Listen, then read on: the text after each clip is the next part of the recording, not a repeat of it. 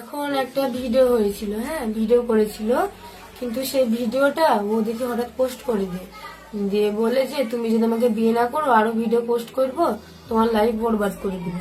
আমি ওকে বিয়ে করতে বাধ্য হয়েছিলাম, হ্যাঁ ব্ল্যাকমেল করতে, দিয়ে আমি ওকে বিয়ে করতে বাধ্য হয়েছি। আর এখন ও ওইসব ভিডিও ভাইরাল করে এখন ও আমার দিকে আর ফিরে তাকাচ্ছে না, এখন অন্য মেয়েদেরকে নিয়ে ফুর্তি করে বেড়াচ্ছে। এখন তাহলে আমার লাইফটা কি হবে?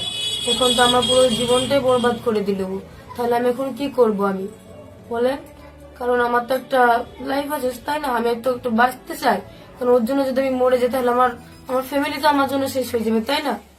আর ও এখন আমাকে বিয়ে করে অন্য মেয়ে নেয় না আসছে, এখন আমার দিকে আর ফিরেও তাকাচ্ছে না, এখন তাহলে আমার কি হবে?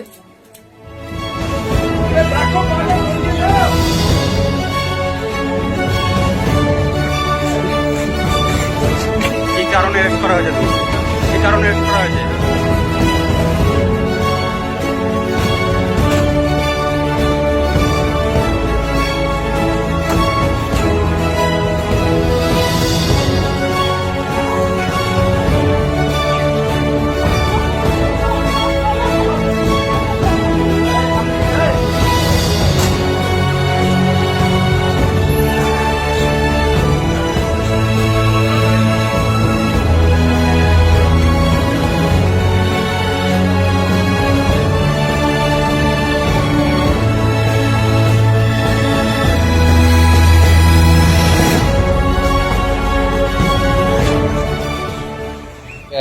যে ছেলেটা অ্যাকিউজড আছে সে মাইনর ছেলে আছে, তার বয়স হচ্ছে 17 ইয়ার্স।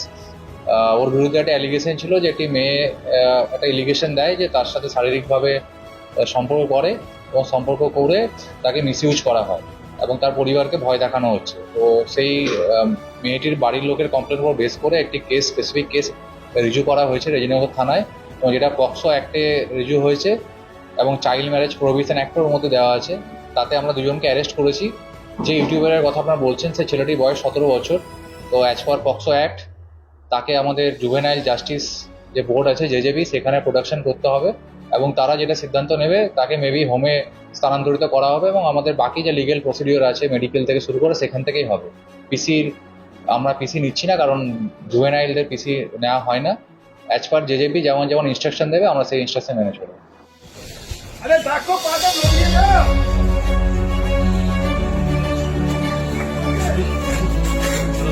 কি কারণে অ্যারেস্ট করা হয়েছে তোমাকে? কি কারণে অ্যারেস্ট করা হয়েছে?